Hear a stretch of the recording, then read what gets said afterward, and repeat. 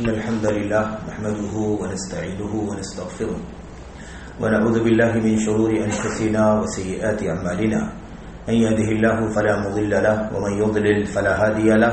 وأشهد أن لا إله إلا الله وحده لا شريك له وأشهد أن محمدا عبده ورسوله أما بعد فإن خير الحديث كتاب الله وخير الهدي هدي محمد صلى الله عليه وسلم وشر الأمور محدثاتها وكل محدثة بدعة وكل بدعة ضلالة وكل ضلالة في النار. أعوذ بالله من الشيطان الرجيم. بسم الله الرحمن الرحيم. مثل الذين ينفقون أموالهم في سبيل الله كمثل حبة أنبتت 7 سنابل في كل سنبلة 100 حبة والله يضاعف لمن يشاء والله واسع عليم. وقال النبي صلى الله عليه وسلم: إن الله جواد يحب الجود وإن الله يحب معالي الأخلاق ويكره سفسافها كما قال النبي صلى الله عليه وسلم. وجاء للنبي صلى الله عليه وسلم أنه كان صلى الله عليه وسلم أجود الناس بالخير وقال عليه الصلاة والسلام: لا تجدوني بخيلا ولا جبانا بل تجدوني شجاعا الى آخر ما قال النبی صلی اللہ علیہ وسلم. برادران اسلام، دینی اور ملی بھائیوں، نوجوان دوستوں، احباب بزرگوں، قابل احترام ماں اور بہنوں، عزیز بچوں، یہ مہینہ رمضان کا بڑی تیز رفتاری کے ساتھ ہم سے رخصت ہو رہا ہے. ادھر انتظار ماہ رمضان کا چل رہا تھا اور ادھر تقریباً اس کا نصف حصہ ہم سے رخصت ہو گیا. آپ اندازہ لگائیں کہ اللہ تبارک و تعالی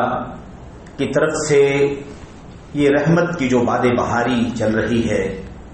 جو اللہ تبارک و تعالیٰ کی طرف سے برکتوں، اسی طرح سے نوازشات، خیر، سعادت، اجر و ثواب حاصل کرنے کا عظیم الشان موقع اور اس کی فرصت جو ہمیں ملی ہے، وہ کتنی تیزی کے ساتھ ہم سے رخصت ہو رہی ہے. وقت کس قدر قیمتی ہے، یہ لمحات کس قدر ہمارے لیے مزید اہم ہوتے جا رہے ہیں، اس کا اندازہ ہم نہیں کر سکتے. یہی وجہ ہے کہ ہم جب امت کے سلف کی سیرت کا مطالعہ کرتے ہیں تو ہمیں یہ اندازہ ہوتا ہے کہ وہ کس قدر وقت کی قیمت کو سمجھنے والے لوگ تھے. میرے بھائیوں، امت کے سلف کی سیرت زندگی کے ہر موڑ پر، زندگی کے ہر گوشے میں ہمیں اپنے سامنے رکھنا ضروری. سلف کہا کرتے تھے، اگر ایک دن کا سورج ڈوب گیا تو ہماری زندگی کا ایک گوشہ چلا گیا. میرے بھائیوں، یہ سوچ ہماری اور آپ کی بھی ہونی چاہیے کہ ہم ایک ایک دن کو اہم سمجھیں، ایک ایک دن کی قیمت سمجھیں، اس کے لمحات کو، اس کی ساعتوں کو بہت ہی زیادہ انمول سمجھیں. حضرت عبداللہ بن مسعود رضی اللہ تعالیٰ عنہ فرماتے ہیں: ما ندمت على شيء ندمي على يوم غربت شمسه نقص من اجلي ولم يزدد فيه من عملي. کہا کرتے تھے کہ مجھے سب سے زیادہ افسوس جس چیز پر ہوتا ہے اپنی زندگی میں، وہ اس بات پر ہوتا ہے، چیز پر ہوتا ہے کہ دن شروع ہوتا ہے، آفتاب طلوع ہوتا ہے، وہاں سے دن کی شروعات ہوتی ہے، اس کا آغاز ہوتا ہے، اور پھر گھنٹوں گھنٹوں گزرنے کے ساتھ سورج ڈوب جاتا ہے، آفتاب غروب ہو جاتا ہے، اور اس پورے وقفے میں میں کوئی ایسا کام نہیں کر پاتا ہوں جس سے میری نیکیوں میں اضافہ ہو جائے. وقت چلا جائے. ایک دن کے ڈوبنے سے زندگی کی جو حیات کے جو مستعار لمحات جو اللہ تبارک و تعالیٰ کی طرف سے ہمیں ملے، اس کا ایک دن نکل جائے. اور جب غروب ہوتا ہے آفتاب تو ہماری زندگی کا ایک دن غروب ہو جاتا ہے. مجھے افسوس سب سے زیادہ اس چیز پر ہوتا ہے کہ کوئی دن شروع ہو اور ختم ہو جائے، طلوع ہو آفتاب اور آفتاب غروب ہو جائے، اور اس طرح سے اس پیریڈ میں میری زندگی کا ایک دن نکل جائے،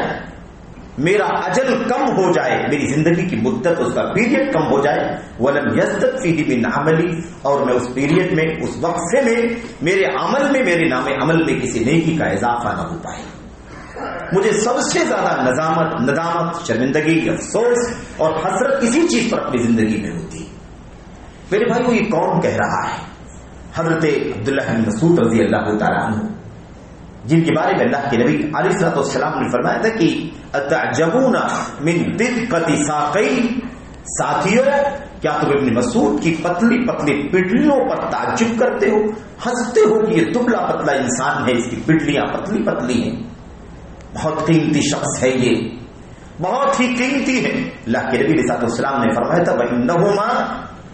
وَإِنَّهُمَا، یہ دونوں پتلی پتلی جو پڈلیاں ہیں اس شخص کی، لَأَثْقَلُ فِي الْمِيزَانِ مِنْ جَبَلِ أُحُدٍ، قیامت کے دن جب میزان عدل قائم کیا جائے گا، نیکیاں تولی جائیں گی، اعمال تولے جائیں گے، عاملین عمل کرنے والے تولے جائیں گے، ان کی بدیاں تولی جائیں گی، ان کے اعمال صالحہ تولے جائیں گے۔ تو یہ پتلی پتلی پڈلیاں قیامت کے دن اللہ تبارک و تعالیٰ کے میزان عدل میں احد پہاڑ سے بھی زیادہ وزنی اور بھاری ہوں گی۔ کون سی چیز تھی اتنی وزنی ہو گئی؟ یہی جذبہ ایمان کا، یہی جذبہ عمل صالح کا، یہی نیکیوں کی تڑپ اور لگن، اور یہی وقت کی قیمت سمجھنا۔ اسی وجہ سے اللہ تبارک و تعالیٰ کے ہاں ان کا مقام اتنا اونچا ہو گیا۔ میرے بھائیو، عمر بن خطاب رضی اللہ تعالیٰ عنہ کہا کرتے تھے یہ دبلا پتلا انسان ہے، چھوٹا سا قد ہے، چھوٹی سی قامت ہے اس شخص کی، لیکن یہ شخص اپنے آپ میں علم اور عمل کا بہت بڑا خزانہ ہے۔ علم اگر دیکھنا چاہتے ہو، اگر علم حاصل کرنا چاہتے ہو، مسائل میں، اختلافات میں صحیح حل تلاش کرنا چاہتے ہو، تصفیہ چاہتے ہو، رجحان چاہتے ہو، تو ابن مسعود سے رجوع کر لیا کرو، ابن مسعود سے مسائل پوچھ لیا کرو۔ اور عمل کی جہاں تک بات ہے، عمل کا جائزہ لینا چاہتے ہو، عمل کی مثال دیکھنا چاہتے ہو، تو اس دبلے پتلے انسان کی زندگی دیکھو، اس کی سیرت دیکھو۔ اللہ کے نبی صلی اللہ علیہ وسلم نے اپنی وفات سے پہلے جب یہ مسئلہ پوچھا گیا اور ایک سے زائد مرتبہ یہ مسئلہ آیا کہ اللہ کے نبی صلی اللہ علیہ وسلم آپ کی وفات ہو جائے گی تو امت میں کون ہوگا، لوگ کس سے رجوع کریں گے، کس سے بات کریں گے؟ آپ صلی اللہ علیہ وسلم نے جہاں ابو بکر صدیق رضی اللہ تعالیٰ عنہ کا نام لیا، عمر بن خطاب رضی اللہ تعالیٰ عنہ کا تذکرہ کیا، یا دیگر عمومی روایتوں میں آپ کے خلفائے راشدین کا تذکرہ فرمایا کہ میرے بعد ان کی سنت پر چلنا، وہی اللہ کے نبی علیہ السلام نے ایک حدیث میں فرمایا تھا وعلیکم بابن ام عبد، تمہاری ذمہ داری ہے کہ تم ابن مسعود سے اپنا لگاؤ قائم رکھنا، کیونکہ وہ آئیڈیل ہے علم کے اندر بھی اور نمونہ اور مثال ہے عمل کے اندر بھی۔ میرے بھائیو، تو عمل کی قیمت، وقت کی قیمت ایک مومن کی زندگی میں بہت زیادہ ہونی چاہیے، اور جتنے راستے دین کے اندر عمل کے ہیں، عمل صالح کے ہیں، خیر کے ہیں، نیکیوں کے ہیں، کوئی بھی عمل کا پہلو، کوئی بھی عمل کا گوشہ ہماری زندگی سے اوجھل نہیں رہنا چاہیے۔ ہر نیکی میں قدم بڑھاؤ، عمل، عبادت، میرے بھائیو، کار خیر کا جو بھی باب ہو سکتا ہے، جو بھی راستہ ہو سکتا ہے، جو بھی وجوہ خیر ہو سکتے ہیں، ہر طرف مومن کو چاہیے کہ اپنی اپنی طاقت کے مطابق، اپنی اپنی حیثیت کے مطابق اپنا وقت اور اپنی قوت صرف کرے، تاکہ اللہ تبارک و تعالیٰ کے یہاں اس کی نیکیاں بارگاہ میں قبول ہو جائیں، اور اللہ تبارک و تعالیٰ اسے اس دنیا میں بھی نیک صلہ عطا فرمائے، آخرت میں بھی صلہ عطا فرمائے۔ تو رمضان کی ساتھ بڑی تیزی کے ساتھ گزر رہی ہیں، اس میں اللہ تبارک و تعالیٰ نے بڑی نوازشات ہم پر فرمائی ہیں، بڑی نوازشات ہیں، امت کے علماء نے گفتگو کی ہے، بڑی تفصیلی گفتگو کی ہے، کتنی سخاوت اللہ تبارک و تعالیٰ کے یہاں ہے۔ ہم بندوں کے اوپر اگر ہم اس سخاوت کا اندازہ لگا لیں تو اللہ تبارک و تعالیٰ کی دی ہوئی، اللہ تبارک و تعالیٰ کی طرف سے جو ملی ہے صلاحیتیں، مال کی صلاحیت ہے، علم کی صلاحیت ہے، عمل کی صلاحیت ہے، میرے بھائیوں کسی کے کام آنے کی صلاحیت ہے، کار خیر میں حصہ لینے کی صلاحیت ہے، جس طرح کی بھی صلاحیتیں اللہ تبارک و تعالیٰ نے ہمیں عطا فرمائی ہیں، ان صلاحیتوں کو خرچ کرنے کے معاملے میں، اللہ تبارک و تعالیٰ کے دین میں خرچ کرنے کے لیے ہم کسی بھی طرح سے بخل سے کام نہیں لیں گے، بلکہ سخاوت کا، فیاضی کا، دریا دلی کا مظاہرہ کریں۔ میرے بھائیو، آپ سوچئے کہ کتنی بڑی بڑی فضیلت کی باتیں اس رمضان میں بیان کی گئی۔ میرے بھائیو، جو ماہ رمضان کا صوم رکھ لے ایمان اور احتساب کے ساتھ، اس کے پچھلے گناہ معاف کر دیے جائیں گے، جو قیام کر لے اس کے پچھلے گناہ معاف کر دیے جائیں گے، جو شب قدر میں عبادت کر لے اس کے پچھلے گناہ معاف کر دیے جائیں گے۔ اللہ تبارک و تعالیٰ ہر رات نہ جانے کتنی گردنوں کو جہنم سے آزاد کرتا ہے، جس کی بخشش نہ ہو اس مہینے کو پانے کے بعد محروم ہے ویسا آدمی۔ اللہ کی طرف سے فرشتہ اعلان کرے، اللہ کی طرف سے فرشتہ اعلان کرے کہ آؤ نیکی کرنے والے آگے بڑھو، گناہ کرنے والے پیچھے چلے جاؤ، اور پھر وہ ساری باتیں جنت کے دروازوں کو کھول دینا، جہنم کے دروازوں کو بند کر دینا۔ میرے بھائیوں، اور ساری یہ سب کیا ہے؟ اللہ تبارک و تعالیٰ کی طرف سے سخاوت ہے، اللہ کی طرف سے فیضان ہے رحمتوں کا،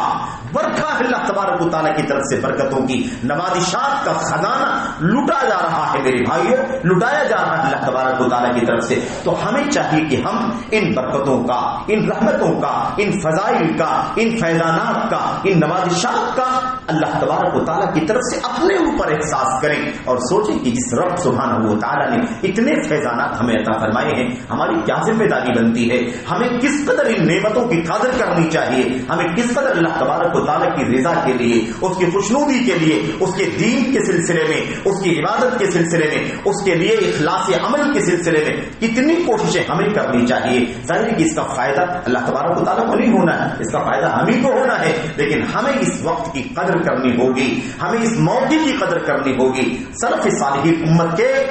اس طرح کے مواقع کو غنیمت سمجھا کرتے تھے. انتہاز الفرصہ یعنی ان فرصتوں کو، ان لمحات کو بہت زیادہ غنیمت سمجھتے تھے، اس سے فائدہ اٹھانے کی بھرپور کوشش کیا کرتے تھے. میرے بھائیو، اس مہینے میں جو بہت ساری نیکیاں ہیں، بہت سارے اعمال صالحہ ہیں، بہت سارے اعمال خیر ہیں، اسی کے تحت، اسی کے ضمن میں ایک بہت بڑی نیکی اس مہینے سے جو جڑی ہوئی ہے اور جس کا تذکرہ خصوصیت کے ساتھ نبی کریم صلی اللہ علیہ وسلم کی سیرت میں، آپ کی سنت میں اس ماہ رمضان سے جڑا ہوا ہے، وہ ہے میرے بھائیوں اس مہینے کے اندر سخاوت کا مظاہرہ کرنا، فیاضی کا مظاہرہ کرنا، ہاتھ کو کشادہ کرنا اللہ تبارک و تعالیٰ کی راہ میں دینے کے لیے، مستحقین پر خرچ کرنے کے لیے، دین کی راہوں میں میرے بھائیوں اپنا مال صرف کرنے کے لیے سخاوت کا، فیاضی کا، دریا دلی کا مظاہرہ کرنا، یہ بھی اس مہینے کی خاص خصوصیت. ایسے تو پورے سال ہمیشہ میرے بھائیوں ہمیشہ کار خیر میں حصہ لینا، نیکیوں میں حصہ بٹانا، اپنی اپنی حیثیت کے مطابق میرے بھائیوں خرچ کرنا، انفاق، یہ تو فضیلت کا کام ہے ہی، اس میں کہاں شک ہے، لیکن خصوصیت کے ساتھ اس مہینے میں اس کا خاص تذکرہ کیا گیا ہے. میرے بھائیوں اللہ کے نبی محمد رسول اللہ صلی اللہ علیہ وسلم نے فرمایا ہے، آپ نے فرمایا اللہ تبارک و تعالیٰ کے سلسلے میں، اللہ تبارک و تعالیٰ کے بارے میں فرماتے ہیں اللہ کے نبی ان اللہ جواد یحب الجود، اللہ تبارک و تعالیٰ سخی ہے، اللہ فیاض ہے، اللہ تبارک و تعالیٰ دل کھول کر کے جیسے لٹانا چاہیے ایسے اللہ تبارک و تعالیٰ لٹاتا ہے. اور جب اللہ تبارک و تعالیٰ اپنے بندوں کو دے دیتا ہے، اپنے بندوں کو نواز دیتا ہے، اپنے بندوں کو اپنے عطیوں سے بھر دیتا ہے، تو اللہ تبارک و تعالیٰ اپنے بندوں کی طرف سے سخاوت کو پسند کرتا ہے. وہ چاہتا ہے کہ میرے بندے بھی سخاوت کا مظاہرہ کریں، میں نے دیا ہے دیں، میں نے عطا کیا ہے یہ بھی عطا کریں، اپنے بھائیوں کو، اپنے ضرورت مندوں کو، غریبوں کو، فقراء کو، ایتام کو، ارامل کو، بیواؤں کو، اور دین کے مختلف راستوں میں خرچ کریں. تو اللہ تعالیٰ سخی ہے، سخاوت کو پسند کرتا ہے. اس کا مطلب اللہ تبارک و تعالیٰ بخیل نہیں ہے اور بخالت کو پسند نہیں کرتا ہے. قرآن کریم میں اللہ تبارک و تعالیٰ نے اسی وجہ سے بخالت اور بخل، کنجوسی، شح کی اور بخل کی بڑی مذمت بیان فرمائی ہے. اللہ تبارک و تعالیٰ فرماتا ہے ان الذین یبخلون ویأمرون الناس بالبخل، جو لوگ بخیلی کرتے ہیں اور بخیلی کرنے کا لوگوں کو حکم دیتے ہیں، ان کی مذمت کی گئی ہے قرآن کریم کی آیات کے اندر. تو میرے بھائی اللہ تبارک و تعالیٰ سخی ہے اور سخاوت کو پسند کرتا ہے. آگے اللہ کے نبی صلی اللہ علیہ وسلم فرماتے ہیں وَإِنَّ اللَّهَ يُحِبُّ مَعَالِيَ الْأَخْلَاقِ وَيَكْرَهُ سَفْسَافَهَا، اللہ تبارک و تعالیٰ اعلیٰ اخلاق کو پسند کرتا ہے، اخلاق کے اعلیٰ اقدار کو پسند کرتا ہے، اچھے اخلاق، بلند اخلاق، اخلاق فاضلہ، اخلاق کریمانہ، اس کو پسند کرتا ہے. اور بد اخلاقی کو، پست اخلاقی کو، برے کردار کو، برے رویے کو اللہ تبارک و تعالیٰ یکرہ ناپسند کرتا ہے. تو اللہ تبارک و تعالیٰ کے بارے میں اس کے نبی محمد صلی اللہ علیہ وسلم ارشاد فرماتے ہیں یہ اللہ تبارک و تعالیٰ کی خوبی، یہ اللہ تعالیٰ کی خوبی. اور اللہ تبارک و تعالیٰ کس قدر خرچ کرتا ہے میرے بھائیوں. اللہ کے نبی علیہ الصلوۃ والسلام نے اللہ تبارک و تعالیٰ کے بارے میں فرمایا، اور ہم جانتے ہیں کہ اپنے رب کے بارے میں ہم پورے بندگان میں اللہ کے نبی صلی اللہ علیہ وسلم سے زیادہ کوئی جاننے والا نہیں تھا. انا اعلمکم باللہ، اللہ کے نبی خود فرماتے تھے میں تم میں سب سے زیادہ اللہ تبارک و تعالیٰ کے بارے میں علم رکھتا ہوں. اس کی صفات کیا ہیں، اس کی خوبیاں کیا ہیں، اس کی عظمتیں کیا ہیں، اس کے افعال کیا ہیں، اس کی قدرت کیسی ہے، اس کا سب سے زیادہ علم میں رکھتا ہوں. کیوں؟ اس لیے کہ سب سے زیادہ اللہ تبارک و تعالیٰ سے قریب،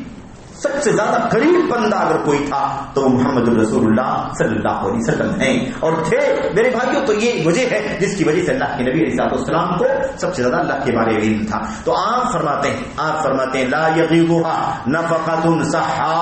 اللیل والنہار، اللہ تبارک تبارک و تعالی کا خرچ کرنا اللیل والنہار، صبح خرچ کرے شام خرچ کرے، صبح سے لے کر شام تک خرچ کرتا رہے، صبح و شام لٹاتا رہے، کوئی بھی خرچ کرنا اللہ تبارک و تعالی کے نفقے میں، اللہ کے خزانے میں کوئی کمی نہیں ہوتی ہے اس سے۔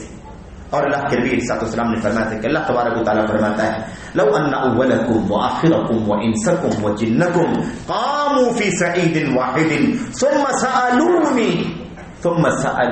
فأعطیت کل واحد مسألته ما نقص ذلك من ملکی شیئا۔ اللہ کے نبی صلی اللہ علیہ وسلم نے فرمایا تھا کہ اللہ تبارک و تعالیٰ فرماتا ہے اے سارے بندوں، اگر سب کے سب، سارے انسان، ساری جنات، اول سے لے کے آخر تک سب کے سب ایک ساتھ میں کسی میدان میں اکٹھا ہو کر کے سب کے سب ایک ساتھ مجھ سے اپنی ساری ضرورتوں کا مطالبہ کریں، ساری تمنائیں پیش کر دیں، ساری بھاوناؤں کا اظہار کر دیں، جتنا جو مانگنا چاہتا وہ سب مانگ لے، اور سب کو میں اسی میدان میں اکٹھا ہوتے ہوئے سب کو میں دے دوں، تب بھی میرے خزانے میں کوئی کمی ہونے والی نہیں ہے۔ میرے بھائیوں، تو اللہ تبارک و تعالیٰ اس قدر لٹاتا ہے اپنے بندوں کو لٹاتا ہے، رحمتیں اس کی بڑھ رہی ہیں۔ اللہ تبارک و تعالیٰ میرے بھائی وَإِن مِّن شَيْءٍ إِلَّا عِندَنَا خَزَائِنُهُ، اللہ تبارک و تعالیٰ فرماتا ہے کوئی بھی ایسی چیز نہیں ہے جس کا خزانہ میرے پاس موجود نہ ہو، ہر چیز کا خزانہ اللہ تبارک و تعالیٰ کے پاس۔ وَمَا بِكُم مِّن نِّعْمَةٍ فَمِنَ اللَّهِ، تمہارے اوپر جتنی نعمتیں ہیں وہ ساری کی ساری نعمتیں اللہ تبارک و تعالیٰ کی طرف سے ہیں۔ یہ اللہ تبارک و تعالیٰ کی شان ہے، یہ اللہ تعالیٰ کی خوبی ہے میرے بھائیوں۔ تو اللہ تبارک و تعالیٰ سخی ہے، اور جب اللہ تبارک و تعالیٰ سخی ہے تو اس کا نبی بھی سخی ہے۔ اللہ تبارک و تعالیٰ خالق و مالک ہے، اس کی سخاوت کی کوئی مثال نہیں ہو سکتی، لیکن اللہ کے بندگان کے اندر، اللہ تبارک و تعالیٰ کے بندگان کے اندر، امت محمد صلی اللہ علیہ وسلم کے اندر اگر سب سے زیادہ کوئی سخی ہے، سب سے زیادہ کوئی فیاض ہے، کوئی دریا دل ہے، کوئی سب سے زیادہ ہاتھ کو کشادہ کر کے خرچ کرنے والا ہے، تو ہمارے اور آپ کے نبی، ہم سب کے آئیڈیل، ہم سب کے نمونہ، ہم سب کے مثال محمد رسول اللہ صلی اللہ علیہ وسلم ہے۔ آپ سے زیادہ سخاوت کرنے والا کوئی نہیں تھا، آپ سے زیادہ دریا دلی کا مظاہرہ کرنے والا کوئی نہیں تھا۔ قال نبی صلی اللہ علیہ وسلم اجود بالخیر، نبی کریم صلی اللہ علیہ وسلم سخاوت کے آخری معیار پر قائم تھے، کمال کے درجے پر۔ سخاوت کا، فیاضی کا جو کمال ہو سکتا ہے، دریا دلی کی جو سب سے اعلیٰ مثال ہو سکتی ہے، اس پر ہمارے اور آپ کے نبی محمد رسول اللہ صلی اللہ علیہ وسلم قائم تھے۔ لوگ سوچ رہے ہوں گے ہمارے بھائی کہ بھائی پیسہ ہوگا تب تو دیں گے، سخاوت کہاں سے کریں گے، دولت ہوگی تب تو لٹائیں گے، مال ہوگا تب تو خرچ کریں گے، ہوگا تب تو سخاوت ہو سکتی ہے، کشادہ کہاں سے کریں گے ہاتھ کو۔ میرے بھائیو، یہ فلسفہ بھی سمجھنا ضروری ہے، یہ نقطہ بھی سمجھنا ضروری ہے۔ اگر محمد رسول اللہ صلی اللہ علیہ وسلم کانا اجود الناس بالخیر، ساری انسانیت میں سب سے زیادہ سخاوت کا مظاہرہ کرنے والے تھے، تو بھلا ہم آپ کی سیرت کو جانتے ہیں، آپ کی سیرت جانتے ہیں کہ آپ کو اللہ تبارک و تعالیٰ نے کتنی دولت سے نوازا تھا، کون سا خزانہ تھا، آپ کے پاس کون سی فیکٹری تھی، آپ کے پاس کون سا انکم کا بڑا ذریعہ تھا، آپ کے پاس کون سے وسائل تھے انکم کے، لیکن اس کے باوجود اللہ کے نبی سے زیادہ سخاوت کرنے والا کوئی نہیں تھا۔ یہ سمجھ میں نہیں آتا ہے کس طرح سے یہ نقطہ سمجھے ہم۔ نقطہ سمجھنے کا یہ ہے کہ اللہ کے نبی محمد رسول اللہ صلی اللہ علیہ وسلم کے پاس بہت بڑا خزانہ تو نہیں تھا، دولت نہیں تھی آپ کے پاس، لیکن جو کچھ بھی آپ کے پاس تھا یا جو کچھ بھی آپ کے پاس آتا تھا، تحفے میں آتا ہو، ہدیے میں آتا ہو، عطیے میں آتا ہو، یا لوگوں کے اموال، زکات اور خیرات کے، صدقات کے، انفاق کی جمع ہو جاتے ہو، نبی کریم صلی اللہ علیہ وسلم اس کو خرچ کرنے میں دریا دلی کا مظاہرہ کرتے تھے۔ آپ کم زیادہ نہ دیکھیں، آپ یہ دیکھیں سخاوت کہتے کس کو ہے۔ سخاوت کہتے ہیں آدمی کے پاس جو ہے، جو کچھ اس کے پاس ہے، اس حیثیت سے وہ زیادہ سے زیادہ اللہ کے راستے میں خرچ کرتا ہو۔ 10 روپیہ ہو اس کے اعتبار سے، 100 روپیہ ہو اس کے اعتبار سے، ہزاروں لاکھ ہو اس کے اعتبار سے، اس سے زیادہ دولت ہو جس کے پاس، اپنی اپنی حیثیت سے دل کھول کر کے خرچ کرنا، فیاضی کا مظاہرہ کرنا، اس کو سخاوت کہا جاتا ہے۔ تو سخاوت کے لیے بہت زیادہ دولت کی ضرورت نہیں ہے میرے بھائیوں۔ ہر آدمی اپنی حیثیت سے سخی ہو جائے، میرے پاس جو کچھ ہے میں اپنی حیثیت سے سخاوت کا مظاہرہ کروں، آپ کے پاس جو ہے آپ اس کی حیثیت سے سخاوت کا مظاہرہ کریں، یہ ہے سخاوت۔ اسی لیے میرے بھائیوں، اللہ کے نبی محمد رسول اللہ صلی اللہ علیہ وسلم کی سیرت میں ہم اور آپ پڑھتے رہتے ہیں، ہم جانتے ہیں حالت یہ تھی کہ فاقہ کرنے کی بھی نوبت آ جایا کرتی تھی، کبھی کبھار یا بلکہ اکثر و بیشتر نبی کریم صلی اللہ علیہ وسلم گھر میں تشریف لاتے، ام المومنین عائشہ کے پاس آتے، سلمہ میمونہ کے پاس آتے، زینب کے پاس آتے، کسی اور زوجہ کے پاس آتے، آپ پوچھتے حل فی البیت شیء، بتاؤ کہ کیا گھر میں کچھ ہے کھانے کے لیے، ہے کچھ ناشتے کے لیے، ہے کچھ پیٹ میں داخل کرنے کے لیے، غذا کے طور پر کچھ ہے؟ ام المومنین عائشہ کہتی، میرے بھائی میمونہ کہتی، ام سلمہ کہتی، فلاں فلاں کہتی، آج تو گھر میں کچھ نہیں ہے کھانے کے لیے۔ نبی کریم صلی اللہ علیہ وسلم فرماتے تو ٹھیک ہے میں روزہ رکھ لیتا ہوں، اگر نہیں ہے کچھ کھانے کے لیے تو میں نفلی روزہ رکھ لیتا ہوں، کیونکہ کھانے کے لیے کچھ نہیں ہے تو پھر میں آخر کیا کروں؟ اس سے بہتر یہ ہے کہ اللہ تبارک و تعالیٰ کی رضا کے لیے اس نیت کو تبدیل کر کے روزہ رکھ لیتا ہوں، اور نفلی نمازوں کے نفلی روزوں کے لیے صبح صادق سے پہلے نیت کرنے کی ضرورت نہیں ہوتی ہے، یہ صرف فرض نمازوں فرض روزوں کی شرط ہے کہ وہ من لم یجمع الصیام قبل الفجر فلا صیام له، صبح صادق سے پہلے روزے کی نیت دل میں ہونی چاہیے، استحضار نیت، یعنی آپ کے دل میں یہ آنا چاہیے، رہنا چاہیے کہ آپ روزہ رکھنے کے لیے، صیام فرض رکھنے کے لیے اس وقت اٹھیں اور سحری کرنے جا رہے ہیں میرے بھائیوں۔ لیکن نفلی روزوں کے لیے کوئی شرط نہیں ہے، آدمی اگر صبح سے کچھ کھایا نہیں ہے، کچھ پیا نہیں ہے تو 10 بجے 11 بجے 2 بجے 4 بجے بھی نیت کر سکتا ہے کہ میں اب تک نہیں میں نے کچھ کھایا پیا ہے، اب میں غروب آفتاب تک کچھ کھانے پینے سے اور ساری چیزوں سے اپنے آپ کو بچاؤں گا، میں روزے کی حالت میں وقت گزاروں گا۔ تو میرے بھائیو وہ نبی جس کی حالت یہ تھی کہ آپ صلی اللہ علیہ وسلم اس طرح سے آپ پوچھتے تھے، اور كنا نترى الهلال ثم الهلال ثم الهلال، ایک چاند دیکھتے تھے، دوسرا چاند دیکھتے تھے، تیسرا چاند دیکھتے تھے۔ حالت یہ تھی، ام المومنین عائشہ اور دیگر زوجات بیان فرماتی ہیں، کہتی حالت یہ ہوتی تھی کہ ہمارے گھر میں محمد اور آل محمد کے گھر میں چولہا نہیں جلتا تھا، اور سب ہدیوں کے ذریعے سے، تحفے کے ذریعے سے کام چلتا تھا، کھجور کھا کر کے پانی پی کر کے گزارا ہوتا تھا۔ میرے بھائیوں آپ صلی اللہ علیہ وسلم کی زندگی میں جو 23 سالہ نبوت کی زندگی ہے، اس نبوت کی زندگی میں شاید 2-4 بار ایسا ہوا ہوگا کہ کبھی نرم گیہوں کی نرم روٹی مل گئی ہوگی، ایسا نادر ہوا ہوگا، ورنہ وہی میرے بھائیوں، وہی کھردرا، وہی کڑک، اور وہی جو عام حالات میں اچھا نہیں سمجھا جاتا اسی پر گزارا ہوا کرتا تھا۔ لیکن حالت یہ تھی کہ امت کے لیے سخاوت میں آئیڈیل ہیں، امت کے لیے فیاضی میں نمونہ بن گئے، قدوہ ہے نبی کریم صلی اللہ علیہ وسلم۔ یہ حالت ہے نبی کریم صلی اللہ علیہ وسلم کی۔ اور میرے بھائیوں اگر نبی کریم صلی اللہ علیہ وسلم کی سخاوت پر ہی بات کی جائے تو بات تو بہت لمبی ہو جائے گی، لیکن پھر میں اشارہ کرنا چاہتا ہوں ایک موقع پر میرے بھائیوں ایک قبیلے کا شخص، روایت بخاری مسلم وغیرہ کے اندر موجود ہے، قبیلے کا ایک شخص آیا اور اس نے اسلام قبول کر لیا تو نبی کریم صلی اللہ علیہ وسلم نے اس کو سخاوت کا مظاہرہ کرتے ہوئے جو کچھ بھی تھا، 1 بکری 2 بکری 4 بکری آپ نے دے دی، لے جاؤ، یہ لے کر کے جاؤ۔ وہ چلا گیا، جا کر کے اپنی قوم کے لوگوں سے اس نے کیا کہا لوگوں، اے قوم کے لوگوں، اسلموا یا قوم اسلموا، اے میری قوم کے لوگوں اسلام لاؤ، اسلام، کیونکہ میں محمد کے پاس جا کر کے آیا ہوں انہ ينفق بحيث لا يخشى الفقر، وہ تو اتنا دریا دل انسان ہے کہ جب دینے پر آ جاتا ہے تو ڈرتا نہیں ہے کہ فقیری آ جائے گی، محتاجگی آ جائے گی، حالات خراب ہو جائیں گے، صبح کا کام کیسے چلے گا، شام کا کھانا کہاں سے آئے گا، وہ ڈرتا نہیں ہے، وہ لٹاتا چلا جاتا ہے۔ اس کے بعد راوی بیان کرتے ہیں کہ ایسا بہت ہوا تاریخ کے اندر، سیرت کے اندر، کہ لوگ آئے اسلام لایا انہوں نے، اور اسلام جب قبول کیا تو دنیا کے لیے اسلام قبول کیا، مال کی لالچ میں اسلام قبول کیا، بکریاں مل جائیں گی، تحفے مل جائیں گے، اس لیے اسلام قبول کر لیا۔ لیکن وہ دنیا کے لیے، مال کے لیے اسلام لانے والے جو نبی کریم صلی اللہ علیہ وسلم کی سخاوت و فیاضی کا تذکرہ اپنی قوم میں جا کر کے کیا کرتے تھے،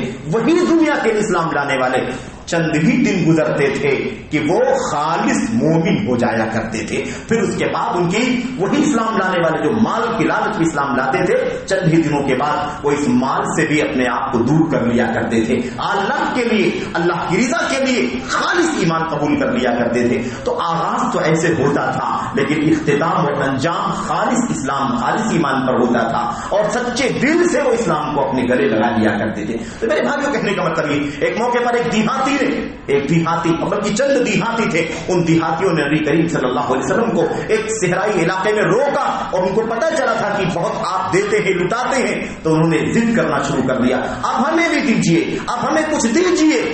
اللہ کے نبی صلی اللہ علیہ وسلم کے پاس اس وقت کچھ نہیں تھا، آپ نے اس وقت آپ دے نہیں سکے، لیکن وہ سب کے سب چونکہ دیہاتی ٹائپ کے لوگ تھے، کم تہذیب کم ثقافت تھی، ان لوگوں نے نبی کریم صلی اللہ علیہ وسلم کی چادر مبارک کو کھینچ لیا، چادر مبارک کھینچ کر کے لے لیا انہوں نے۔ اللہ کے نبی نے فرمایا اعطونی ردائی، لوگوں میری چادر مجھے دے دو، میری چادر مجھے دے دو۔ لا تجدونی بخیلا ولا جبانا، یاد رکھو میں بخیلی کرنے والا نہیں ہوں، میں بزدل بھی نہیں ہوں، تم مجھے سخاوت کرنے والا پاؤ گے، تم مجھے بہادر پاؤ گے، مجھے بخیل نہیں پاؤ گے، مجھے کنجوس نہیں پاؤ گے، یہ میرا طریقہ نہیں ہے۔ لیکن تم کیوں ضد کر رہے ہو؟ میں ان دونوں پہاڑوں کے بیچ میں جتنے ریوڑ ہیں بکریوں کے، وہ سارے کے سارے ریوڑ، ساری کی ساری بکریاں میں تمہارے حوالے کر دوں گا، بس حالات تو اس طرح کے رہنے دو، جیسے ہی وہ حالت پیش آئے کہ میں تمہارے حوالے کر دوں گا، لیکن یہ حرکتیں مت کرو، تم چادر میری چھین رہے ہو۔ میرے بھائی کو کہنے کا مطلب یہ ہے کہ نبی کریم صلی اللہ علیہ وسلم کی صحابت، یہ سیرت ہے آپ کی، یہ سنت ہے آپ کی، یہ زندگی ہے آپ کی، ہمارے لیے آئینہ ہے، ہمارے لیے نمونہ ہے، ہم سنت کے پیروکار ہیں۔ ہمیں چاہیے کہ خاص طور پر ان ساری سخاوت کی مثالوں کے بعد اس مہینے کے اندر خصوصیت کے ساتھ نبی کریم صلی اللہ علیہ وسلم کی وہ حدیث عبداللہ بن عباس رضی اللہ تعالیٰ عنہ بیان فرماتے ہیں، کان نبی صلی اللہ علیہ وسلم اجود بالخیر، آپ کی سیرت یہ تھی، آپ کی عادت یہ تھی کہ آپ بہت دریا دلی کرتے تھے، سخاوت کا، فیاضی کا مظاہرہ کرتے تھے، ہاتھ کھول کر کے آپ کشادہ کر کے لوگوں کو دیا کرتے تھے۔ وَكَانَ أَجْوَدَ مَا يَكُونُ فِي رَمَضَانَ حِينَ يَلْقَاهُ جِبْرِيلُ فَيُدَارِسُهُ الْقُرْآنَ وَكَانَ يَلْقَاهُ كُلَّ لَيْلَةٍ مِّن رَمَضَانَ۔ صحیح بخاری کی روایت میں اللہ کے نبی علیہ الصلوۃ والسلام کے بارے میں ابن عباس فرماتے ہیں، آپ بڑے سخی تھے اور آپ کی سخاوت اس وقت بہت زیادہ بڑھ جایا کرتی تھی جب رمضان کا موسم ہوتا اور جبریل امین تشریف لایا کرتے تھے، آپ سے ملاقات ہوا کرتی تھی، آپ کے ساتھ بیٹھ کے قرآن کریم کا مراجعہ ہوا کرتا تھا، قرآن کریم کا دور ہوا کرتا تھا، اس وقت آپ کی اور زیادہ بڑھ جایا کرتی تھی۔ جبریل امین علیہ الصلوۃ والسلام ہر رات اللہ کے نبی سے ملاقات کرتے تھے، ہر رات مراجعہ ہوتا تھا۔ اس طریقے سے جب یہ حالت ہوتی تھی اللہ کے نبی علیہ الصلوۃ والسلام بڑے سخی ہو جایا کرتے تھے، اور اس کے بعد اللہ کے نبی کے بارے میں، سخاوت کے بارے میں مثال دی جس کو ہم سنتے رہتے ہیں، اللہ کے نبی صلی اللہ علیہ وسلم کے بعد ابن عباس فرماتے ہیں اللہ کے نبی صلی اللہ علیہ وسلم اجود بالخیر من الريح المرسلہ، آپ کی حالت یہ ہو جایا کرتی تھی کہ آپ رمضان میں ایک چلنے والی ہوا،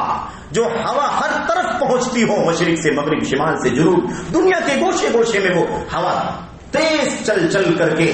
سب کو راحت پہنچاتی ہو، ایسی ہوا سے بھی زیادہ،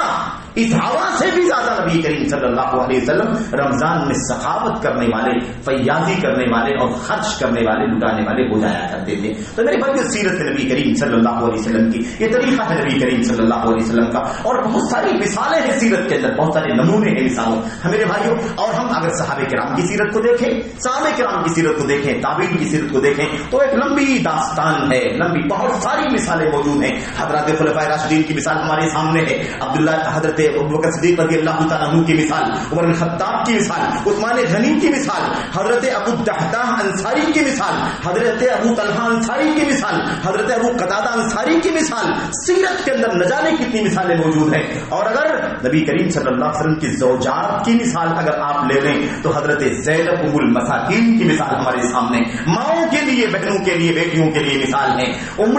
المساکین کہلاتی تھی زینب رضی اللہ تعالیٰ عنہ، کیوں؟ اس لیے کہ وہ صبح شام مسکینوں کو لٹانا، کھلانا، دینا، خرچ کرنا ان کا شیوا تھا، ان کا طریقہ تھا۔ رمضان کے اندر یہ کام اور خصوصیت کے ساتھ کیا جاتا تھا اور سلف کیا کرتے تھے۔ حضرت ام المؤمنین عائشہ صدیقہ رضی اللہ تعالیٰ عنہ کی سخاوت کی دریا دلی کی مثال، آپ کے دروازے پر ایک خاتون آ گئی بھیک مانگنے کے لیے، بھیک مانگ رہی تھی، وہ تھی، اس کے ساتھ اس کی 2 بچیاں تھیں، آ کر کے مانگنے لگی، گھر میں کچھ نہیں تھا، ایک کھجور مل گیا، ایک کھجور۔ ام المؤمنین عائشہ نے تو کھجور بھی اٹھا کر کے اس کے حوالے کر دیا، اس خاتون نے اس کھجور کے لیا، اس کے 2 ٹکڑے کیے، ایک ٹکڑا ایک بیٹی کو دے دیا، دوسرا ٹکڑا دوسری بیٹی کو دے دیا، اور خود کچھ نہ کھائی اس میں سے۔ میرے بھائیوں، اس کے بعد جب اللہ کے نبی علیہ الصلوۃ والسلام تشریف لائے اور آپ علیہ الصلوۃ والسلام سے ام المؤمنین عائشہ نے واقعہ بیان کیا، تو اللہ کے نبی علیہ الصلوۃ والسلام نے اسی وقت فرمایا تھا، جس کے پاس 2 بیٹیاں ہوں یا 2 بہنیں ہوں، ان کی پرورش کرے، ان کی دیکھ ریکھ کرے، ان کو کھلائے پلائے، ان کو ادب سکھلائے، اخلاق سکھلائے، ان کی ساری نگرانی کرے، یہاں تک کہ وہ بالغ ہو جائیں، میرے بھائی کننا لہو سترم من النار، تو یہ بیٹیاں اس کے لیے کل قیامت کے دن جہنم سے بچانے کے لیے رکاوٹ بن جائیں گی، جہنم سے آڑ بن جائیں گی۔ بہرحال کہنے کا مطلب یہ ہے کہ امت کی سلف کی سیرت میں بہت تفصیلی باتیں موجود ہیں۔ میرے بھائی کو یہ رمضان ہے، رمضان میں اللہ تبارک و تعالی کی طرف سے نوازشات بہت زیادہ بڑھ جایا کرتی ہیں۔ یہ رمضان خاص برکتوں کا موسم ہے، اس کا نام مبارک ہے، بابرکت مہینہ ہے۔ یہ برکتیں ہر اعتبار سے ہیں میرے بھائی، ہر اعتبار سے۔ اتاکم شہر رمضان شہر مبارک، انه اضلکم شہر رمضان شہر مبارک۔ اللہ کے نبی صلی اللہ علیہ وسلم نے فرمایا یہ مہینہ تمہارے اوپر سایہ کر رہا ہے، بڑا برکت والا مہینہ ہے، یہ مہینہ تمہارے اوپر آ چکا ہے، بڑا برکت والا مہینہ ہے، اس لیے تمہیں اس مہینے کی قدر کرنی چاہیے، اس مہینے کی قیمت کو سمجھنا چاہیے۔ تو میرے بھائی میں عرض کر رہا تھا کہ اس مہینے میں یہ بہت بڑا کام، بڑا اہم کام ہے، اور یاد رکھو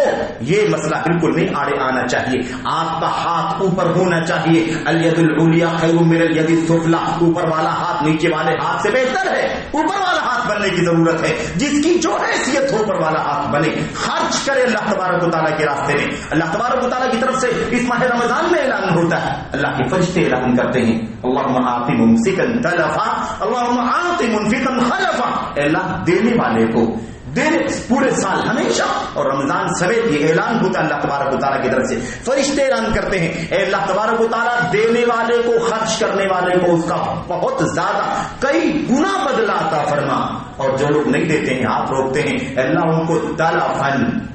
تلف عطا فرما، دینے والوں کو خلف عطا فرما اور روکنے والوں کو تلف عطا فرما۔ خلف تلف بالکل اپوزٹ ہے، خلف کا مطلب ہوتا ہے بعد میں ملنے والا بدلہ، اس کے بدلے میں ملنے والا جو صلہ ہوتا ہے اس کو خلف کہتے ہیں، اور تلف کسے کہتے ہیں؟ ضائع ہو جانا، مٹ جانا، ختم ہو جانا، برباد ہو جانا، اکارت ہو جانا، یہ معنی ہے کس کا؟ تلف کا۔ اس لیے اللہ کے نبی صلی اللہ علیہ وسلم کی سیرت بھی یہی تھی، صحابہ کرام کی سیرت، تابعین کی سیرت، صحابیات کی سیرت، امت کی ماؤں بہنوں بیٹیوں کی سیرت میں ہمیں یہ چیز ملتی ہے میرے بھائیوں۔ اور انفق یا ابن آدم، اللہ تبارک و تعالیٰ کی طرف سے اعلان، اے آدم کے بچے انفق علیہ، اللہ کے بندے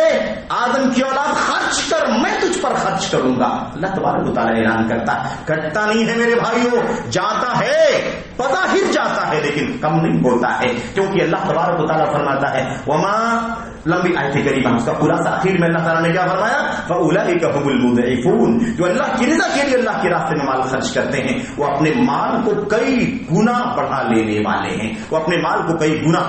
در گنا کر لینے والے لوگ ہیں۔ وَأُولَئِكَ هُمُ الْمُضْعِفُونَ، اللہ تبارک و تعالیٰ نے فرمایا۔ تو بہرحال خلاصے کلام یہ ہے کہ اللہ تبارک و تعالیٰ کی طرف سے دریا دلی کا، سخاوت کا، فیاضی کا، خرچ کرنے کا اجر و ثواب بہت زیادہ ہے میرے بھائیوں، اس کی فضیلت میں بہت ساری باتیں موجود ہیں۔ ہم نے قرآن کریم کی ایک آیت کریمہ شروع میں آپ کے سامنے پڑھی ہے، اس آیت کریمہ میں اللہ تبارک و تعالیٰ نے بس اتنا ہی کافی، ایک آیت کریمہ کو اگر ہم نے سمجھ لیا کہ اللہ تبارک و تعالیٰ 1 روپیہ دینے سے کتنا اس کا بدلہ عطا فرماتا ہے، تو میں سمجھتا ہوں کہ سخاوت اور دریا دلی کا پھر مظاہرہ کرنے میں دیر نہیں لگے گی۔ تو اللہ تبارک و تعالیٰ فرماتا ہے، اللہ تبارک و تعالیٰ فرماتا ہے اللہ اکبر، والذین ينفقون اموالهم فی سبیل اللہ، جو لوگ اللہ تبارک و تعالیٰ کی راہ میں اپنا مال خرچ کرتے ہیں، کمثل حبۃ انبتت 7 سنابل، اس کی مثال ایک دانے کے جیسی ہے۔ 1 روپیہ اگر ہم خرچ کرتے ہیں تو اس کی مثال ایک ایسے دانے کے جیسی ہے جیسے کوئی شخص ایک دانہ کسی زمین کے اندر اگا دے، ڈال دے زمین کے اندر، فانبتت 7 سنابل، اور ایک دانے سے 7 بالیاں اگ جائیں، ایک دانے سے 7 بالیاں اگ جائیں، اور جو بالیاں اگیں 7 بالیاں، ہر بالی میں 100 دانے ہوں، یہ مثال ہے 1 روپیہ خرچ کرنے کی، 1 روپیہ خرچ کرنے کی مثال۔ میرے بھائیوں، میرے بزرگوں، یہ مثال خیر کی دی جا رہی ہے، اور یہی مثال اس سے بدتر مثال شر کی ہے۔ اگر کسی نے 1 روپیہ حرام کا حاصل کر لیا، 1 روپیہ 1 درہم اگر سود کا حاصل کر لیا، کھا لیا جان کر کے، جاننے کے باوجود بھی یہ سود کا ہے اور سود حرام ہے، اس کے باوجود 1 روپیہ کھا لیا، اللہ کے نبی صلی اللہ علیہ وسلم نے فرمایا من اخذ درہما من ربا وهو يعلم اشد من 36 زنیہ، جو شخص 1 درہم جانتے ہوئے بھی یہ سود کا ہے، کھا لے، لے لے، استعمال کر لے، یہ اس قدر سنگین گناہ ہے کہ آدمی 36 مرتبہ زنا کاری کرے، بدکاری کرے، اس سے بھی بدتا ہے۔ تو کار خیر میں اللہ تبارک و تعالیٰ کا خزانہ دیکھو کیسے بڑھ جاتا ہے۔ اللہ تبارک و تعالیٰ فرماتا ہے جو شخص بھی 1 روپیہ خرچ کرتا ہے اس کی مثال ایک ایسے دانے جیسی ہے جو زمین میں اگایا جائے، اسے 7 بالیاں اگ جائیں اور ہر بالی کے اندر 100 دانے، 100 حبہ، 700، یعنی ایک کا 700 گنا اللہ تبارک و تعالیٰ کا فرماتا ہے۔ یہ ان لوگوں کی مثال ہے جو اللہ کی راہ میں مال خرچ کرتے، اللہ کی راہ میں مال دیتے، صدقہ، زکات، خیرات، عطیہ، نفقہ، کسی بھی حیثیت سے وہ دیتے ہو، اس کا سر اللہ تبارک و تعالیٰ ایسے عطا فرماتا ہے۔ اور میرے بھائیوں، میرے بزرگوں، آگے اللہ تبارک و تعالیٰ فرماتا ہے یہ آخری نہیں ہے کہ 700 گنا بس لاسٹ ہے، واللہ یضاعف لمن یشاء واللہ واسع علیم۔ اللہ تبارک و تعالیٰ جس کے لیے چاہتا ہے اور کئی گنا بڑھا دیتا ہے، اور اسی پر بھی اکتفا نہیں کیا، اللہ نے فرمایا اللہ کی خوبی ہے اللہ واسع علیم، اللہ بڑا کشادہ ہے اور بڑا علم والا ہے۔ امت کے علماء کہتے ہیں کہ یہ 2 صفتیں اللہ تبارک و تعالیٰ کی آئی ہیں، اللہ تعالیٰ واسع کشادہ ہے اور علم والا ہے،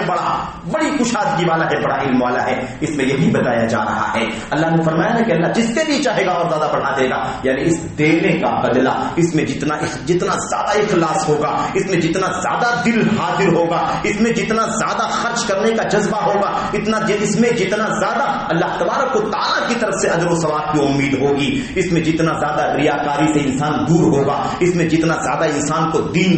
کی راہوں سے محبت ہوگی، ان ساری چیزوں کی وجہ سے اللہ تبارک و تعالیٰ اس کو کئی گنا عطا فرمائے گا۔ تو اللہ نے کیا فرمایا؟ اللہ بڑا کشادہ ہے، یعنی کوئی کمی نہیں ہے اللہ تبارک و تعالیٰ کے خزانے میں، اور بڑا علم والا ہے، یعنی اللہ جانتا ہے کہ کون کس نیت سے دیتا ہے، کس لیے دیتا ہے، دکھاوا تو نہیں ہے، ریاکاری تو نہیں ہے، دنیا طلبی تو نہیں ہے، شہرت طلبی تو نہیں ہے، پبلسٹی تو نہیں ہے۔ اللہ تبارک و تعالیٰ نے وعید بیان فرمائی ہے جو آخرت کا کام،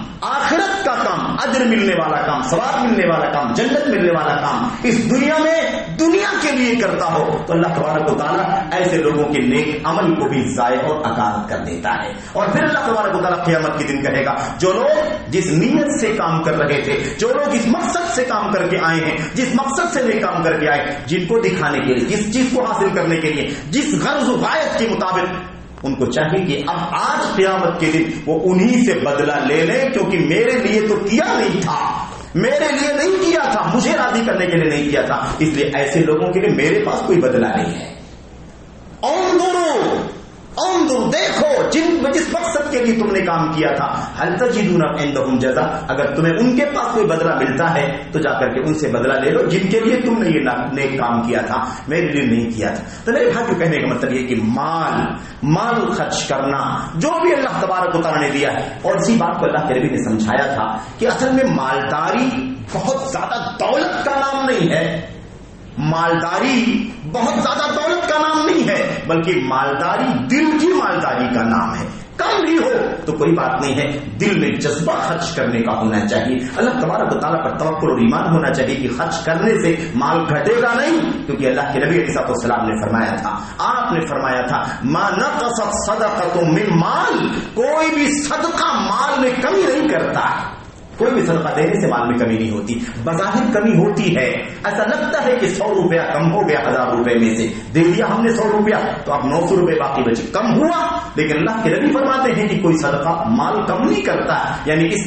100 کے بدلے میں اللہ تبارک و تعالیٰ کئی 100 گنا عطا فرمائے گا، تو کم نہیں ہو سکتا ہے۔ تو یہ سمجھنے کی ضرورت ہے، اور اس مسئلے کو اللہ کے نبی علیہ السلام نے اور بھی کئی پیرائے نے کئی انداز سے سمجھایا ہے۔ میرے بھائیوں، اللہ کے نبی علیہ السلام کی ایک حدیث بات پیش کر کے بات ختم کرتا ہوں۔ اللہ کے نبی صلی اللہ علیہ وسلم نے اس بات کو سمجھایا تھا، ہماری اور آپ کی سوچ کے مطابق ہم لوگ مثال کے طور پر الا ماشاءاللہ الحمدللہ ہم میں سے بہت بڑے بڑے سخی اور فیاض لوگ بھی ہیں، اللہ تبارک و تعالیٰ نے ان کے دلوں کو کھولا ہوا، خرچ کرتے ہیں، لیکن ہم میں سے اگر کسی کے دل میں مثال کے طور پر اگر بخل ہے، کہیں کنجوسی ہے کہیں، اور ہم نہیں خرچ کرتے، اللہ کے نبی صلی اللہ علیہ وسلم اس چیز کو سمجھا رہے ہیں۔ آپ فرماتے ہیں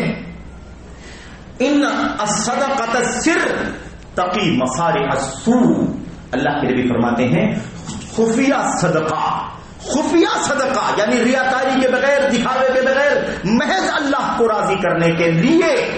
جو شخص بھی صدقہ دیتا ہے جو بھی اللہ کے راستے میں مال خرچ کرتا ہے اس کے نتیجے میں اللہ تبارک و تعالیٰ اسے بری موت سے نجات دے دیتا ہے.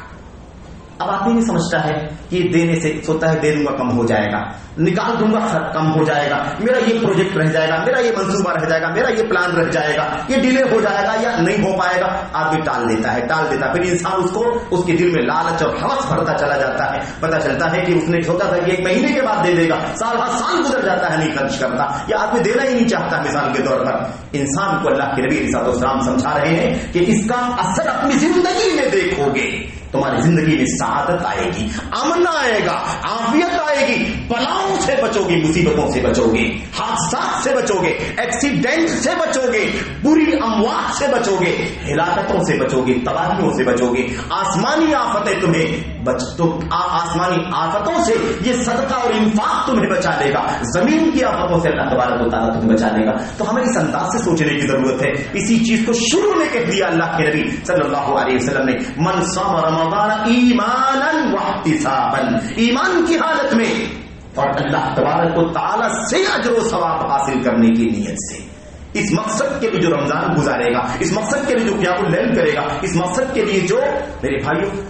شب قدر میں عبادت کرے گا, اس کے پچھلے گناہ معاف کر دی. یہ شرط لگا دی گئی ہے. اس لیے میرے بھائی بات سمجھنے کی ہے. اللہ سے دعا کرتے ہیں کہ اللہ تبارک و تعالیٰ ہمیں اور آپ کو سخاوت کا, قیادی کا, دریا دلی کا, ہاتھ کو کشادہ کرنے کا جذبہ اپنے دلوں میں پیدا کرنے کی توفیق عطا فرمائے. یہ رمضان کا موسم ایسا موسم ہے, اس موسم کے اندر ہمارے دین کے سارے کام میرے بھائیوں, مساجد کا کام تو سال بھر الحمدللہ لوگ کرتے ہیں اور آپ کی طرف سے تعاون بھی ہوتا رہتا ہے, لیکن دین کے وہ کام جس کا تعلق زکات سے ہے, صدقات سے ہے, خیرات سے ہے, یہ سارے کام کے لیے پورے ملک سے, دنیا کے گوشے گوشے سے بھی یہی معاملہ ہے. پورے ملک کے گوشے گوشے سے آپ کے پاس, لوگوں کے پاس, مالداروں کے پاس زکات اور صدقات وغیرہ کے لیے حاصل کرنے کے لیے سارے سفرا حاضر ہوتے ہیں, ادارے کے ذمہ داران حاضر ہوتے ہیں. کیوں میرے بھائیوں؟ کیونکہ اسی مہینے کے اندر لوگ اپنی زکاتیں, اپنے صدقات اور خیرات بڑی کشادگی کے ساتھ نکالتے ہیں. دین کے سارے کام آپ کو اس ملک کے اندر یہ پہلو سمجھنا ضروری ہے. بس آپ جو خرچ کرتے ہیں, جو دیتے ہیں اللہ کے راستے میں, آپ اسے اتنا چھوٹا مت سمجھ کر کے دیں کہ میں دے دیتا ہوں 5,000 10,000. آپ اس کو بہت عظیم سمجھیے کہ بہت بڑے مشن میں آپ کا یہ پیسہ لگ رہا ہے, بہت بڑے محاذ کے لیے پیسہ خرچ ہو رہا ہے. کیوں؟ اس ملک کے اندر, ہندوستان جیسے ملک کے اندر وطن عزیز کی طرح سے آپ یاد کر لیں, دین کا جتنا کام ہے, کوئی بھی کام آپ کے لیے ایک ہی سورس ہے, وہ ہے دین کے مدارس, مکاتب, جامعات, دعوتی ادارے, جہاں سے علم پھیلتا ہے, جہاں سے تعلیم ہوتی ہے, جہاں سے تربیت ہوتی ہے, جہاں سے عوام کو دعوت کا کام کیا جاتا ہے. اس کے بغیر آپ کو دین کا کوئی کام آپ کو کرنے کے لیے کوئی راستہ نہیں. آپ کو جو ائمہ دکھائی دے رہے ہیں, یہ ائمہ کہاں سے نکلیں گے؟ مدارس سے پڑھ کر کے نکلیں گے. آپ جو داعیہ اور بڑے بڑے خطبہ اور مقررین کو دیکھ رہے ہیں, وہ کہاں سے پیدا ہوں گے؟ انہی مدارس سے پیدا ہوں گے. آپ کے پاس بڑے بڑے باحثین, مصنفین آپ کو دکھائی دے رہے ہیں, بڑے بڑے علماء, کتابیں 20 50 جلدوں میں لکھنے والے, یہ کہاں سے نکلتے ہیں؟ انہی مدارس سے نکلتے ہیں. توحید کی دعوت دینے والا آدمی کہاں سے کھڑا ہوتا ہے؟ انہی مدارس سے پیدا ہوتا ہے. میرے بھائیوں, سنت سمجھانے والا جتنے بھی مدرس ہو, خطیب ہو, امام ہو, دائی ہو, فاضل ہو, مصنف ہو, باحث ہو, کوئی بھی ہو, کسی بھی طرح کا مسلم ہو, ہمارے ملک ہندوستان کے اندر اس کے سوا کوئی سورس نہیں ہے کہ ہم صرف اور صرف تعلیمی اداروں, دعوتی اداروں پر اپنا مال خرچ کریں. غربا, فقراء, مساکین کو دینے کے ساتھ ساتھ آپ کا ایک بہت اہم بجٹ ہونا چاہیے, جو آپ سوچ کر کے اس ایمان کے ساتھ, اس جذبے کے ساتھ کہ ہماری ذمہ داری ہے کہ دین کا کام ہونا چاہیے, دعوت کا کام ہونا چاہیے, تعلیم کا کام ہونا چاہیے, ملک کے قوم کے بچے توحید و سنت کا علم حاصل کر سکیں, عوام توحید سے آشنا ہو سکے. آج شرک اور بدعت کی گرم بازاری چل رہی ہے. ان عوام کو ان عوام کو جو جہالت کے دلدل میں پھنسے ہوئے ہیں, ان کو علم سے آشنا کرنے کے لیے, ان کو توحید کا سبق دکھانے کے لیے, شرک سے نکالنے کے لیے, ان کو بدعت سے نکال کر سنت کے راستے پر لانے کے لیے ہماری بھی ذمہ داری ہے. کیونکہ اس مشن میں مال کا بہت بڑا دخل ہے, تو ہمارا مال اس مشن کے ساتھ, اس مشن میں اس جذبے کے ساتھ خرچ ہونا چاہیے. یہ رمضان کے پیغامات میں سے ایک پیغام ہے جو میں آپ کو دینا چاہتا ہوں. اس رمضان کا پیغام نہیں ہے ہر رمضان کا پیغام ہے، کیونکہ یہ موسم ہے خیر کا، یہ موسم ہے بھلائی کا، یہ موسم اللہ تبارک و تعالیٰ کی راہ میں اللہ کی جود و سخا سے جو ہمیں ملا ہے اسے خرچ کرنے کا۔ میرے بھائیوں، اس لیے میں گزارش کرتا ہوں کہ اس مہینے کے اندر آپ اس جذبے کو اپنے سامنے رکھیں کہ جو بھی مشن توحید کا، سنت کا، تعلیم کے راستے سے، دعوت کے راستے سے، کتابوں کے راستے سے، میڈیا کے راستے سے صحیح دعوت کا کام، تعلیم کا کام ہو رہا ہے، آپ کا سپورٹ ان کے پاس پورے اخلاص کے ساتھ اور خصوصی طور پر جانا چاہیے، یہ آپ کی ذمہ داری۔ اور آخری بات یہ ہے کہ آج میڈیا کے ذریعے سے دنیا کے اندر نہ جانے کیا کیا ہو رہا ہے، تو آپ صرف میڈیا پر ڈیپینڈ نہ رہیں، میڈیا پر آپ چمکتا دیکھ کر کے اس کے پیچھے آپ اپنی نگاہوں کو خیرہ نہ کر لیں اور اپنا دل نہ دے دیں اس کو، بلکہ آپ میڈیا پر دیکھنے کے بعد ذرا سروے کر لیا کریں، ذرا چیک کر لیا کریں کہ سچائی کیا ہے، کیونکہ میڈیا تو آج کا سب سے بڑا میرے بھائیوں ہتھیار ہے۔ رائے کو پربت بنایا جاتا ہے میڈیا کے ذریعے سے، اور پہاڑ کو ذرہ بنا دیا جاتا ہے میڈیا کے ذریعے سے۔ اس لیے صرف یہ نہ دیکھیں کہ کون کیا کیا کر رہا ہے، ذرا سا قریب جا کر کے سروے کر لیں، معلومات کر لیں، اور پھر اس کے بعد تاکہ آپ کا مال، آپ کی گاڑی، کمائی کا جو زکات نکل رہی ہے، یہ صحیح مصرف میں پہنچے، صحیح جگہ پر پہنچے، تاکہ اللہ تبارک و تعالیٰ آپ کو اس کو اجر بھی دے اور اللہ تبارک و تعالیٰ کے دین کا کام اور یہ مشن آگے بڑھے، اس میں رکاوٹ نہ ہو۔ ایسا نہ ہو کہ نااہلوں کے پاس چلا جائے اور اہل سے پیچھے رہ جائیں۔ ہماری کوتاہی، ہماری سستی، کمی کی وجہ سے بہت سارے لوگ اس طرح سے فائدہ اٹھا لیتے، اور بہرحال یہ کوئی موقع نہیں اس طرح کی باتیں آپ کے سامنے مثال میں لائی جائے، لیکن بہت ساری چیزیں ایسی ہیں، ایک اشارہ ہے، ایک تنبیہ ہے، ایک ہدایت ہے، آپ کو چاہیے کہ اس پر آپ غور کریں اور اپنے ذہنوں میں اس چیز کو رکھیں، اور اس بات کو خاص طور پر ذہن میں رکھیں کہ سب سے بڑا کام توحید و سنت کی نشر و اشاعت ہے۔ یہ سوشل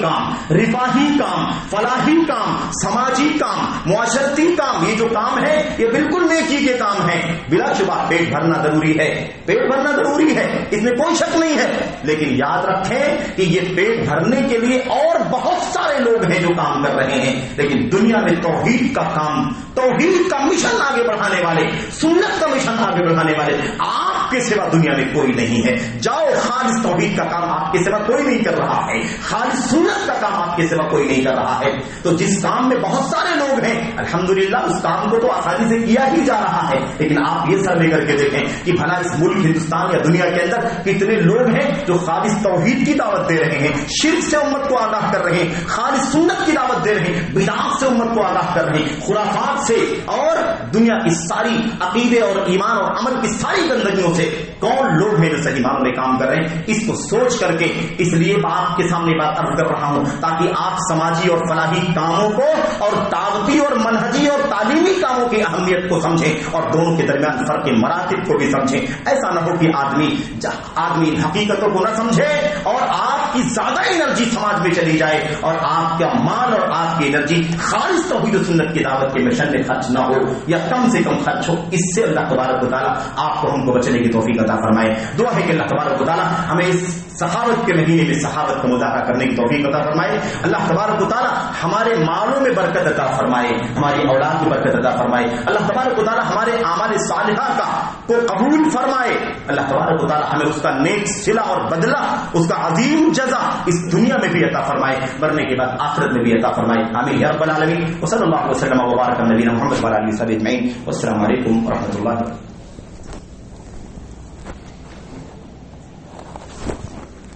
الحمد لله نحمده ونستعينه ونستغفره اللهم صل على محمد وعلى ال محمد كما صليت على ابراهيم وعلى ال ابراهيم انك حميد مجيد اللهم بارك على محمد وعلى ال محمد كما باركت على ابراهيم وعلى ال ابراهيم في العالمين انك حميد مجيد سبحان ربك رب العزه عما يصفون وسلام على المرسلين والحمد لله رب العالمين.